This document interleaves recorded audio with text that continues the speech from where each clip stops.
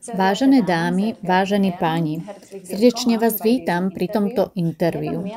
Vedľa mňa sedí Annika Tonhofa, vedúca oddelenia bdelej kómy na Albert Schweitz Klinik v Gráci a členka správnej rady spolku bdelej kómy v Rakúsku.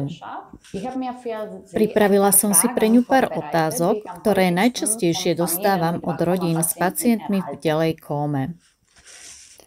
Čo je dôležité pri prvom kontakte s rodinnými príslušníkmi? Veľmi dôležité je rodinným príslušníkom sprostredkovať pokoj, istotu, dôveru.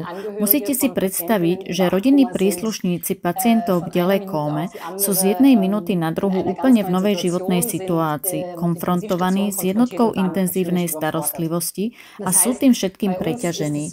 To znamená, a u nás je to tak, že ešte predtým, ako sú u nás pacienti umiestnení, si rodinných príslušníkov pozveme k nám k prvému rozhovoru.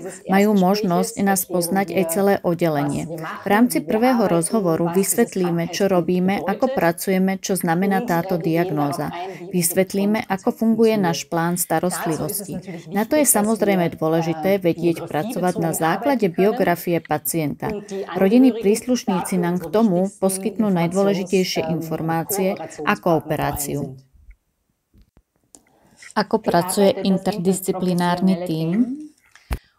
Náš interdisciplinárny tím, ktorý sa skladá z lekárov, ošetrovateľov, terapeutov, ako je fyzioterapia, psychológia, ergoterapia, logopédia, muzikoterapia, terapia so zvukovými tibetskými miskami, dietológia, doktor Klaun, ale aj s rodinnými príslušníkmi.